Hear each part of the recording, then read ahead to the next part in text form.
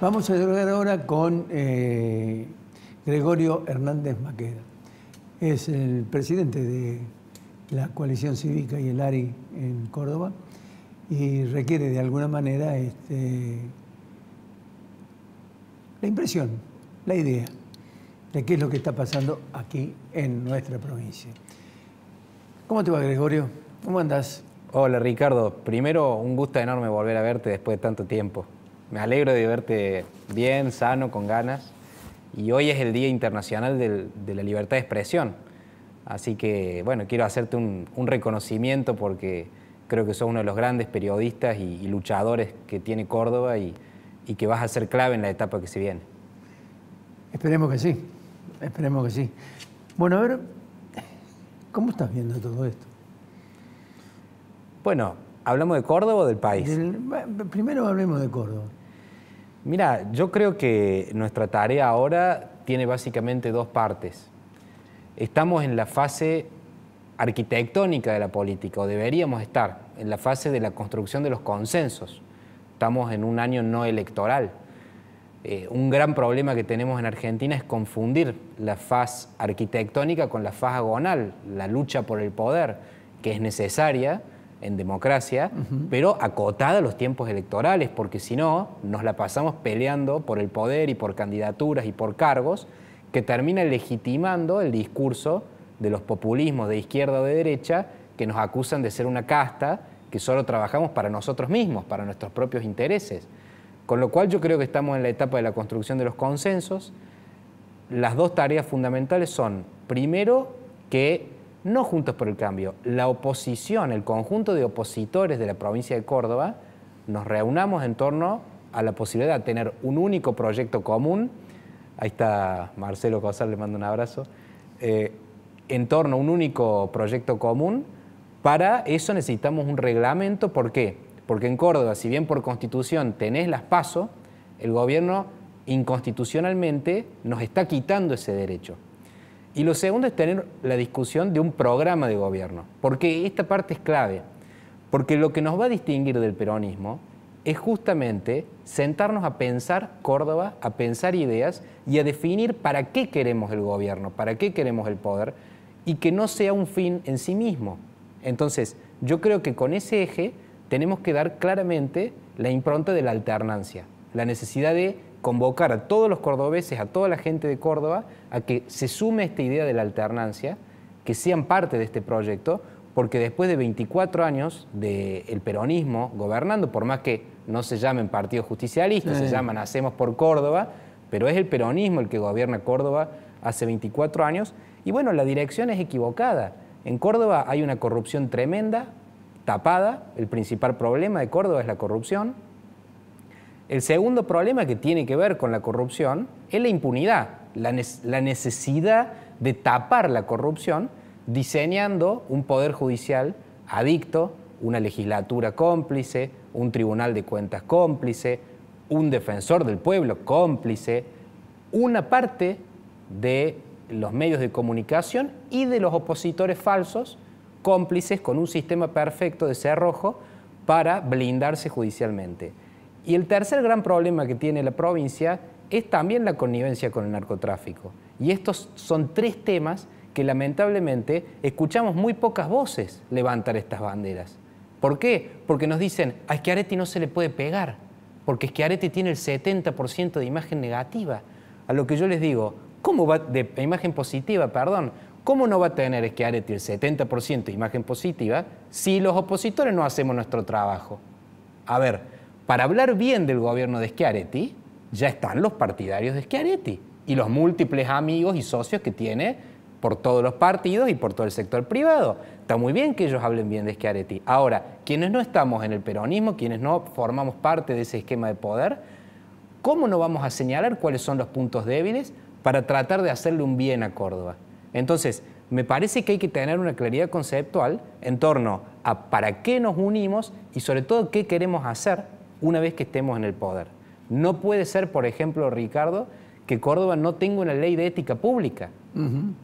No, la ley está, la ley está. No puede ser que no tenga una ley de acceso a la información pública, por ejemplo. Entonces, Digo, hay que hacer reformas institucionales, políticas, económicas y sociales de fondo, y eso lo tenemos que trabajar entre todos los partidos y todos los ciudadanos, aunque no sean de ningún partido, que quieran unirse en torno a este proyecto y así poder darle a Córdoba una nueva etapa, lo que yo le digo, una segunda alternancia. Desde el 83 a Córdoba la gobernaron solamente 4 personas. Hubo 2 reformas constitucionales, pero una sola alternancia, que fue cuando llegó de la Sota. Fue la única vez que se produjo una alternancia en 40 años. Ya es hora de una segunda. ¿A nivel nacional? Bueno, nosotros... Carrió dijo, a Macri no lo votó. Bueno, nosotros estamos, creo que, más fuertes que nunca como Juntos por el Cambio. ¿Por qué? Porque a pesar de haber perdido la elección presidencial en 2019, nos mantuvimos unidos y eso nos permitió arrasar en las elecciones del año pasado.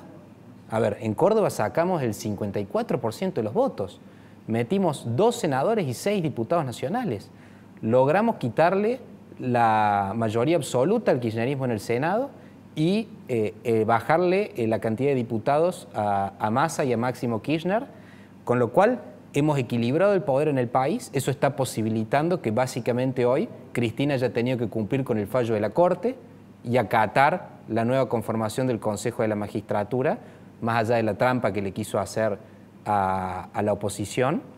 Pero estamos con un equilibrio de poder y con un peligro entre 2 populismos que lo hablábamos antes con vos, que la sociedad tiene que decidir si va a creer en una idea de una falsa libertad, que es una libertad fascista, porque una libertad sin república y sin democracia te lleva al aniquilamiento del otro. Y ya lo tenemos en todo el mundo, cómo han ido brotando los populismos de derecha después de la caída del muro de Berlín, en donde el comunismo de alguna manera perdió poder, después de la etapa del consenso de Washington, hay una crisis de la democracia liberal y vemos cómo eso te lleva muchas veces a la guerra, porque mucha gente que todavía habla de Putin o lo sigue como un referente porque habla en contra del aborto, porque habla en contra de la ideología de género, pero tiene que saber que Putin no es un asesino desde ahora que invadió Ucrania. Nosotros a Putin lo estudiamos hace 15, 20 años y sabemos que es un asesino y un psicópata. Entonces, tenemos que quitarnos estos prejuicios ideológicos y darnos cuenta que no podemos poner nuestra confianza y nuestro voto en personas violentas que mienten o que hacen demagogia para tener popularidad o para llegar al poder. Ahora, ¿preocupa, tienen, digamos, alguna posición tomada con respecto a esta crisis interna que tiene el peronismo? ¿Cuáles creen ustedes que puede llegar a ser el factor determinante de cara al futuro, teniendo en cuenta el enfrentamiento que hay dentro del mismo partido de gobierno? Bueno, el peronismo nos tiene acostumbradas a estas divisiones, a estas guerras, a estas disputas de poder. Mi opinión personal es que la oposición debe promover la destitución de la vicepresidenta de la Nación. Yo creo que ella tiene que ser sometida a juicio político, nosotros lo hemos presentado desde la coalición cívica. Ella no puede continuar en el cargo. Una persona que comete delitos todos los días, que viola la Constitución, no puede ejercer la vicepresidencia de la Nación. Claro. Lo primero sería remover a Cristina de la vicepresidencia de la Nación. Lo segundo es garantizar que este presidente, que a nosotros por supuesto no nos gusta, que no compartimos, que no lo votamos, pero que termine su mandato. Claro. Necesitamos que se respete desde ese punto de vista el mandato presidencial. Y lo tercero es que ya es una cosa que la verdad da asco y da obscenidad, con una inflación asesina que está liquidando a la clase media, porque la verdad los que somos de clase media todos los días estamos más pobres. Entonces yo creo que en este marco, un gobierno que se dice de la justicia social y que levantan la bandera de Evita Perón, etcétera, está liquidando a los trabajadores, está liquidando a la clase media, y lo único que les importa son los cargos, las cajas y el reparto de poder. Entonces, yo creo que esta desintegración de todo un gobierno puesto al servicio de la búsqueda de impunidad de una mujer desesperada ha corrompido absolutamente el gobierno, y lógicamente, como una enorme cantidad de gente no va a pasar a descreer del sistema en sí. Y esto representa una crisis más grave, pero de la cual no se sale con dictaduras de izquierda o de derecha, sino con más y mejor transparencia, lucha contra la impunidad, lucha por la verdad. La verdad no se defiende sola, hay que defenderla. La justicia no se defiende sola, hay que luchar para que se haga justicia. Y después tenemos que recuperar todos los bienes que se robaron. Esa causa y esa bandera no hay que bajarla, porque no puede ser que haya un pueblo pobre y políticos ricos. Apareció Milei. Bueno, yo creo que Milei lamentablemente se está insertando, ya lo vemos, por sus expresiones violentas, por sus descalificaciones, por sus mentiras. Él dice que, por ejemplo, los de la coalición cívica somos todos socialistas. Eso es una mentira. Nosotros, la coalición cívica, votó en contra de todas las expropiaciones en la época de Cristina, que fueron robos. YPF, FJP, Chicone, Aerolíneas. Nosotros luchamos contra la corrupción y dijimos que este gobierno era una mafia, cuando el 70% incluso del Partido Radical, el PRO que se limitaba a la capital, el Partido Radical la mitad estaba con el kirchnerismo o más. No hay que olvidarse Cristina, Cobos y vos, la campaña de 2007, solo la coalición cívica se plantó a decir la verdad.